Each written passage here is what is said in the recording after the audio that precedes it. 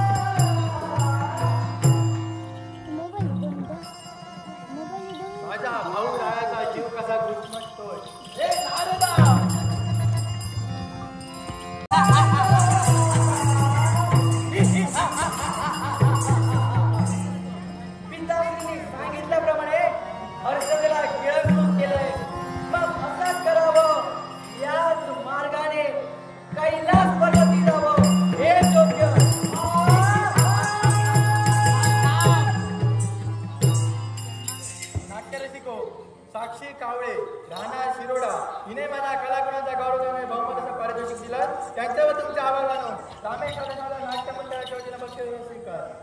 मार्गाने मार्गक्रमण करत असते वेळी एकाएकी थांबवलं. का रे चामुंडे, हा? माझी ओळखी तुला असेल. अगदी प्रभू रामचंद्र यांचा निश्चिम भक्त वज्रदेही हनुमान तुझ्या नेत्रासमोर उभा आहे. मला सांग, एवढ्या घाई गडबडीनं निघालीस कुठे? एक कर्तव्य आहे, एक जबाबदारी आहे आणि तीच जबाबदारी परिपूर्ण करण्यासाठी मी त्या मार्गाने निघाली आहे. जसं तुझं कर्तव्य महत्वाचं आहे, तसं माझं कर्तव्य सुद्धा मला महत्वाचं आहे. जोपर्यंत कर्तव्य पार पडत नाही, तुझ्या मार्गाने बाजूला होणार नाही. एक काम कर, तू तुझं कर्तव्य पूर्ण करण्यासाठी या मार्गाने जा, मी माझं कर्तव्य पूर्ण करण्यासाठी या मार्गाने जाते. चामुंडे, ज्या हर्षदेला तू गिळंकृत केलंय आणि तिला गिळंकृत करताच माझा शिष्य अंगद हा वेडा होऊन फिरतोय. तिची झालेली परिस्थिती मला भावली नाही, म्हणून तुला मार्ग अडविलाय. हे बघ, शिवा शंभूने मला आज्ञा केली आहे. त्यांच्या आज्ञेचं पालन करणं हे माझं कर्तव्य आहे आणि याचसाठी मी हर्षदेला गिळंकृत केलंय. कारण याच्या मुळाशी एक कारण आहे, ते तुला चांगलंच माहिती असणार. चामुंडे, तसं भोलेनाथांच्या आज्ञेवरून भक्तांचं संरक्षण करण्यासाठी तुला पाठविलं, तसं गुरु या नात्यानं शिष्याचं संरक्षण करणं हे गुरुचं कर्तव्य आहे. आणि जोपर्यंत ज्या हर्षदेला तू गिळंकृत केलंय तिला माझ्या स्वाधीन करत नाही, माघारी मी जाणार नाही. रवी भास्कर यांनी माझ्या कलाकाराचा गौरव करण्यासाठी हे बहुमूल्य पारितोषिक केलंय. त्यांच्याने तुमचे आभार मानून रामेश्वर दशावतार नाट्य मंडळाच्या वतीने या बक्षिसाचा आनंदाने स्वीकार.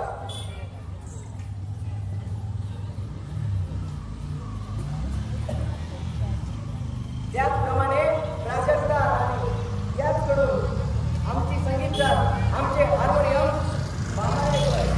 मामाडेकर यांच्यासाठी देखील हे बहुमूल्य पारितोषिक केलं आहे. त्यांच्याने तुमचे आभार मानून इथल्या देवतेला वंदन करून याही बक्षिसाचा आनंदाने स्वीकार.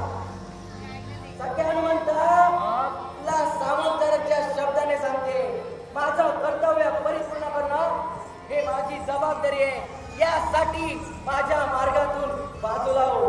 चामुंडे, जो स्वैराच्या दुधाखाली घडला जातोय, वेळीच कुठेतरी त्याला आवारगार. कारण स्वतःच्या भ्रामक कल्पनेनं या ठिकाणी जर का विद्वान घालण्याचा प्रयत्न करशील, उगाच मरून मोकळी होशील. मुळीच नाही. अरे मरणाला घाबरणारी चामुंडा नव्हे, जाईन ती या ठिकाणाहून जाईन आणि तुझ्या शेपटीला पकडून तुला घराघरा फिरवीन. त्याच वेळी या ठिकाणी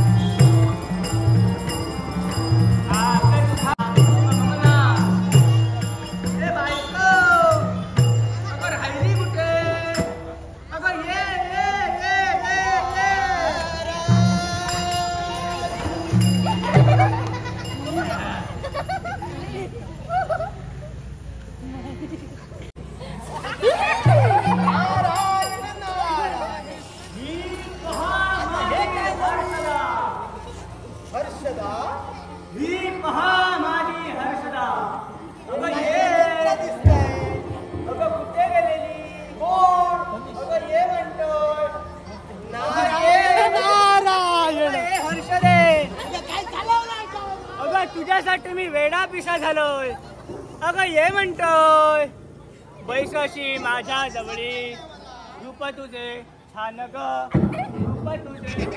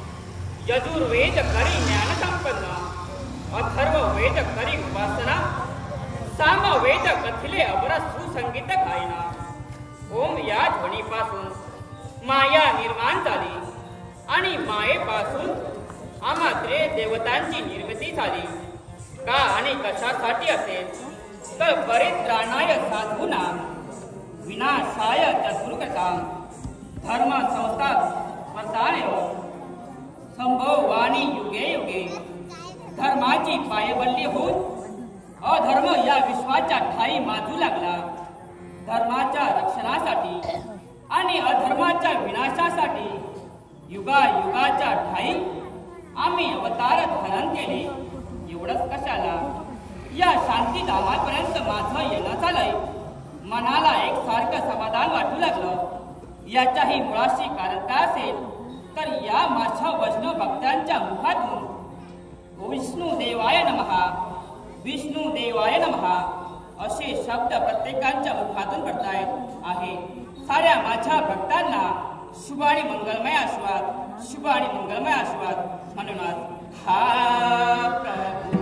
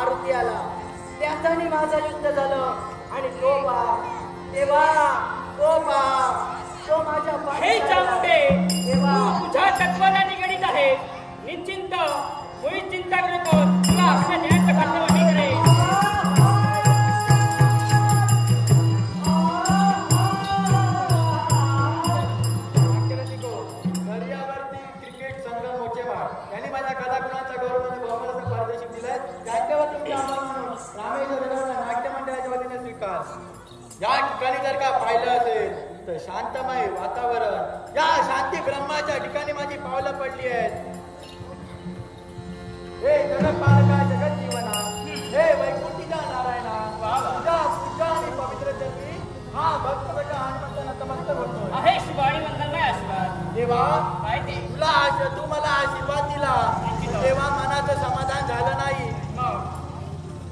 हे सख्या म्हणता तुझ्या मुखातून सहज शब्द पडतायत.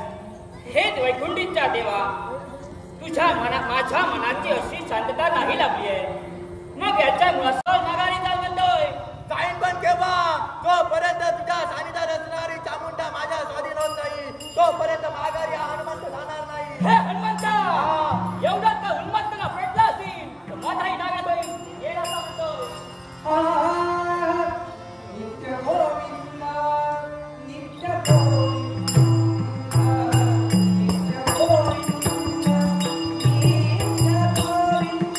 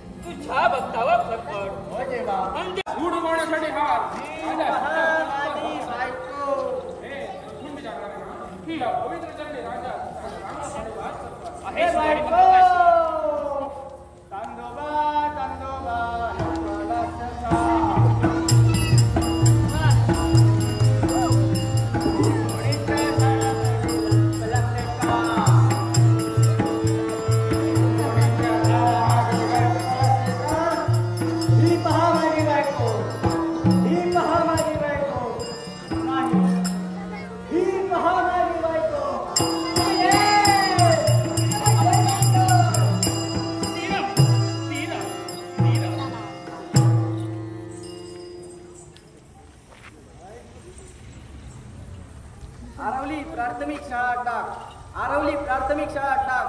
शाळेतील विद्यार्थी याचकडून माझ्या कलागुणाचा गौरव करण्यासाठी हे बहुमूल्याचं पारितोषिक आले. त्यांचे आणि तुमचे आभार मानून आरवली प्राथमिक शाळा टाक केंद्र सर्व विद्यार्थ्यांच्या त्या मंदिराचा आनंद घेतला. हे देवा, तीर हे समजले बरे आणि हा वेडा झालेला अंगात मग हे देवा काय ते? हा अंगत तुझ्या करणे नतमस्तक होतोय. आहे आशीर्वाद. कोण गुरुदेव? हा अंगत आपल्या देखील करणे नतमस्तक होतोय. आहे आशीर्वाद. पण हे देवा, हे सर्व काही कशामुळे घडलं असेल? नक्की याला कारण तरी काय?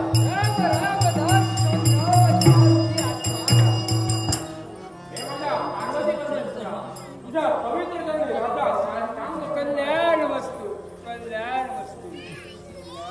हे देवा, देव मग मला सांगा, चामुंडेला मी आज्ञा केली होती की हर्षदेला गिळंकृत कर. हे चामुंडे, तुला मी आज्ञा करतो आहे, चामुंडेला पुनश्च उदरातून बाहेर काढ.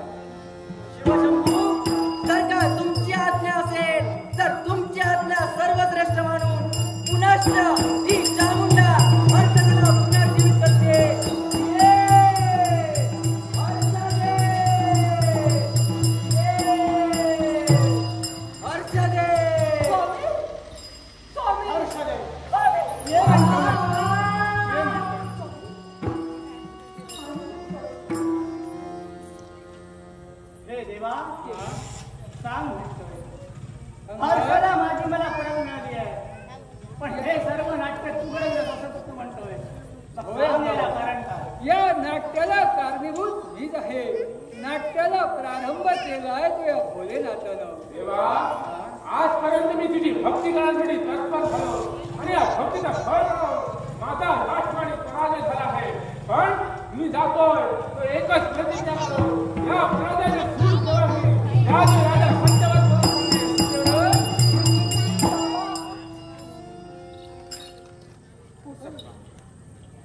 हे बाळ हर्षदे, हे मला मान्य आहे म्हणून मी माझ्या राज्याबद्दल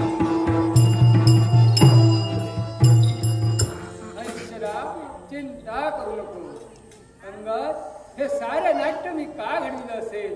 बाळ हर्षदा, तू आणि तुझा पिताजी म्हणजेच राजा सत्यव्रत कळू लागल्या दिवसापासून तुम्ही माझी एक निष्ठतेने भक्ती केला.